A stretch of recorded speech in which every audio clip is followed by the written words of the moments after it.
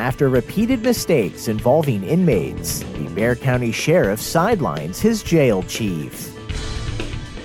Early voting starts today in a special election to fill San Antonio's open House seat.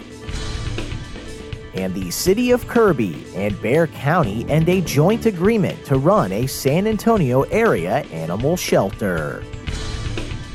This is your Express Briefing podcast for Monday, January 28th.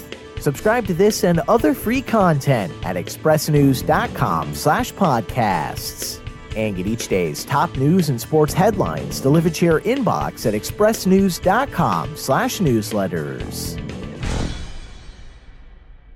Sheriff Javier Salazar has suspended Ruben Vela, the deputy chief overseeing the Bexar County Jail, after deputies released a man without his required GPS monitor.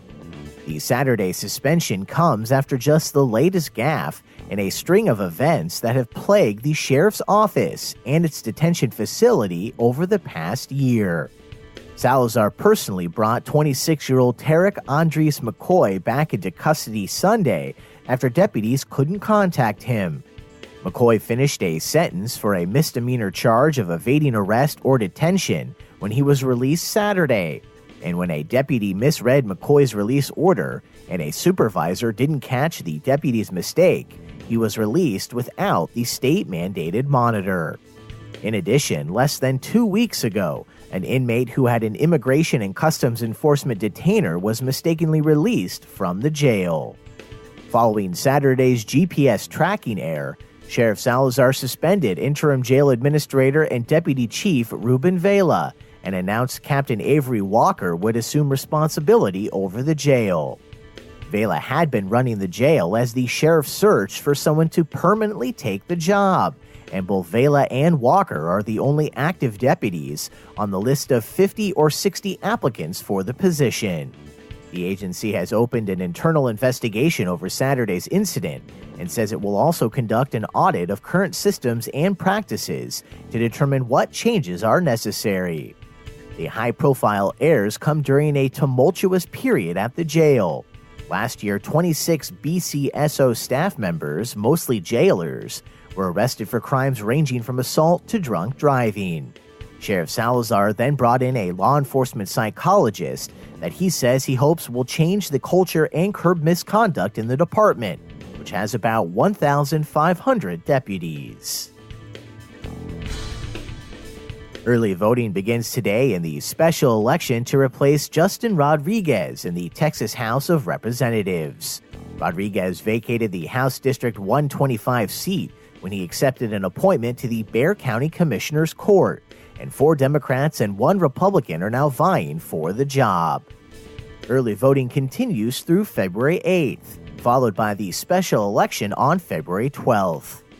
The state's 86th legislative session began earlier this month, and the winner will serve the rest of Rodriguez's term through 2020.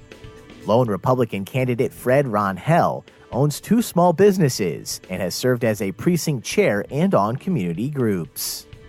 Democrat Steve Huerta is a political consultant and activist with the grassroots organization All of Us or None.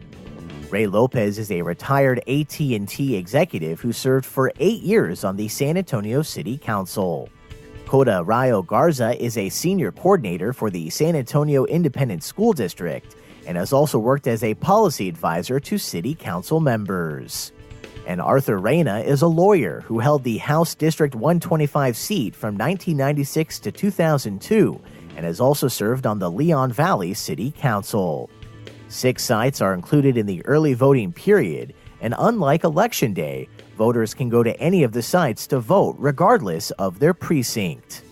HD 125 covers a diagonal swath of the west and northwest sides.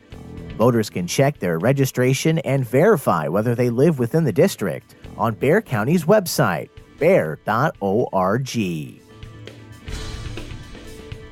And the city of Kirby and Bexar County are about to part ways on a much ballyhooed $1 million joint animal facility. Thursday night, the Kirby City Council gave its city manager the go-ahead to terminate its agreement with the county.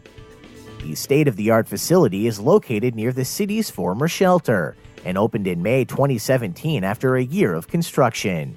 It has 60 kennels for dogs and cats that have been at or past capacity almost since they opened, and its staff consists of 3 kennel technicians paid for by the city of Kirby and a kennel manager paid for by Bexar County.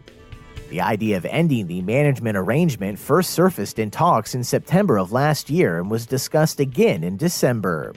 Kirby City Manager Monique Vernon says if the agreement is terminated, the county will continue to run their operations out of the facility, and Kirby will return to operations out of their previous facility, with no resources shared between the two entities.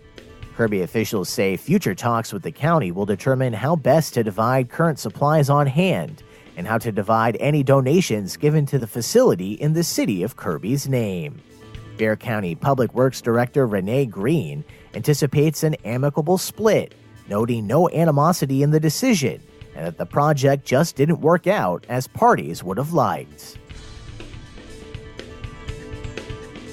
And that's your daily San Antonio Express briefing for Monday, January 28th. Subscribe to this and other free content at expressnews.com/podcasts.